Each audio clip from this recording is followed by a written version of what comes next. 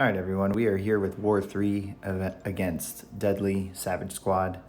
I'll be taking in Captain Marvel, Nick Fury, and Mr. Negative. I have Path 9 in Section 1, a middle mini-boss Maw, and then Path 4 in Section 2, and then a mini-boss on Boss Island, but he will go down after the boss goes down. So Path 9 here, I have Suicides on. I'm going to 1 hour boost and take all of Path 9 and then change my masteries and remove Suicides for the Maw fight on Power Snack. Both of these fights I'm going to be taking with Captain Marvel movie, and she's just going to rip through them like tissue paper. A rank 3, 6-star Captain Marvel just absolutely shreds most of what's on Path 9, especially without the Protect Global. So that would have been an issue here against Hulkbuster, but since it's gone, he's tissue paper. So we're actually going to play pretty aggressive to start, get some incinerates on us. Hopefully we get a shock. That'll get us into binary super fast, and then we're just going to go nuts. I am going to bait out SP1s as often as they appear, just so that I don't have to bait out SP2. There's an SP1, so going him back to pushing him to SP1. I'm going to throw a couple heavies here and there if I land a good parry, so that I can build that binary back up. If I don't get the parry and build binary back up, it's not a big deal for the next fight, because the next fight has Incinerate, so it's going to push me right on back into binary if I'm not there. And down he goes. Nice and easy. Moving on to this Black Widow. And it's actually nice that it's power focus 1, because you can kind of push her or be extremely aggressive once she gets the special 1, because she's not going to gain a crazy amount of power. So I don't need to bait it out. I can just be aggressive. And waiting, there it is, binary. Now we're going nuts. Landing some nice intercepts, gonna throw SP2 here. I'm gonna try a heavy against the wall, but as you can see, there wasn't enough health to get there. All right, so I removed Suicides for this fight. Taking Maw here with Mr. Negative. What has been nice using Mr. Negative against Maw outside of War is that I've noticed you can reach him after his SP1. So you can heavy retaliate his SP1, and that's gonna help with preventing miss. So it makes him a great counter for this node, whether or not he has unfazed. So as long as I'm using the SP1 to reliably knock him down with a heavy, then I can alternate between some lucky parries and that to break his focus.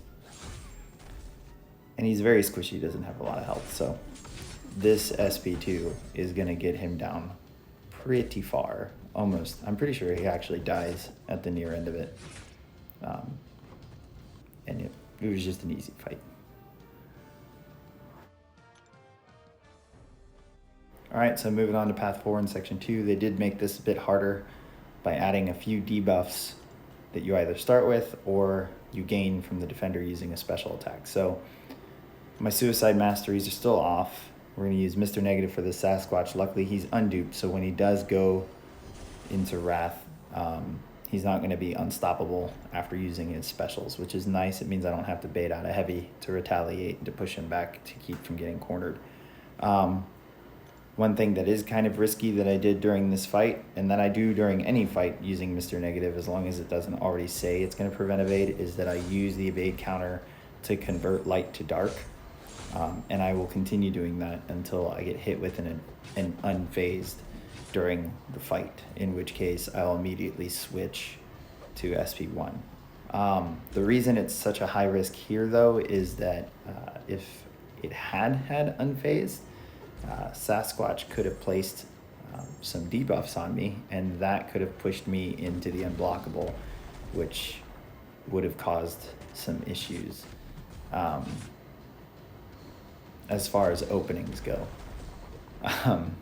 So here we are, we're above 10 dark energy. So now we're gonna push ourselves to SP2 and just immediately use it because the timer's running out. I got to that point a little bit too soon. But we have the double petrify on, so that's gonna deal with his regen and make it not even happen. And he's pretty much gonna die there from that. The armor break and the heal block only refresh, they don't stack with every special attack, so that keeps us from having to deal with unblockable. Moving on to this Mr. Fantastic, I did decide with Fury here that I was just going to spam SP1 to prevent the evade and not worry about trying to build as many bleeds as possible to cause an internal bleed. So you can see me heavy here. That's just to get the heal block off. Now that it's off, I'm probably not going to heavy at all for the rest of the fight. I'm going to keep my combos short. We're just being on our toes, make sure he doesn't evade. He evades during this SP1. So we've got some charges. Now we got to build to the next special one in hopes that we have enough charges to prevent him from evading. Baiting out specials, luckily SP2, so we don't have to deal with more debuffs. And there we go. We're in the right number of charges to prevent evade. And I do have the crossfight ability, which is not a big deal. I'm not using Fury again. I'm not using SP1 for its damage potential. I'm using SP1 to prevent evade. So I'm going to continue using SP1 this entire fight just to keep Mr. Fantastic in check. And then I'm going to start ending combos there. I tried to parry. Could have been a bug. Who knows? So now that we have enough charges, I'm going to go ahead and start ending with my light so that we can throw on some heavier bleeds.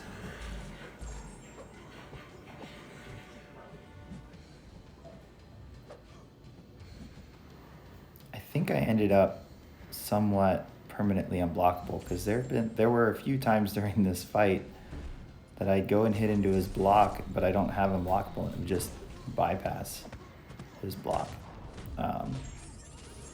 Let's see.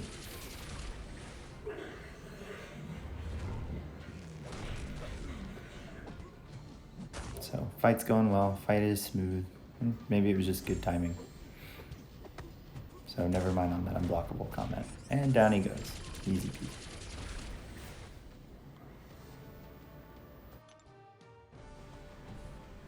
All right, so I'm gonna slap Suicides back on.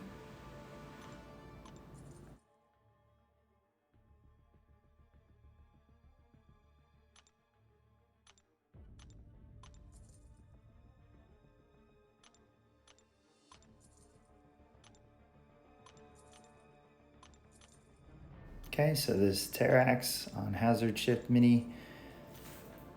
Gonna take it with Captain Marvel. She's at 19 charges, so we should hit due to his rock field binary pretty quick. Hope is that he's pretty aggressive and that we can be aggressive back while the Indestructible's up and do as much damage as possible. We're using cosmic boosts so that the SP2 that I use is going to give me very close to another SP2, and it's just going to end the fight pretty quickly in 2 to 3 SP2s. Unfortunately here, you can see in the beginning, he's just not willing to throw a heavy no matter how aggressive he's supposed to be. So I end up retaliating one of the end of his combos. And that took up almost the entire Incinerate phase. So now we're stuck in the poison phase. Not much time here to get some openings to throw this second SP2. So now our charges are low. I kind of built up some Incinerates here, and I'm not really caring about it because we're still in binary and his health is really low. So I'm playing pretty aggressively still. Here you notice I'm just backing up. I'm hoping he doesn't throw a heavy just to get out of that Incinerate phase. So we're still in binary, and now we're in the poison phase. So now I can go back to being aggressive, and it's this third SP2 that's going to finish him off. So had he been aggressive at the start there, would have been a lot faster, but just still made it out alive easily. RBG ended up beating their BG 8-1, and then New Nation as a whole ended up beating or winning this war 4-13. So every war we've dropped deaths over time.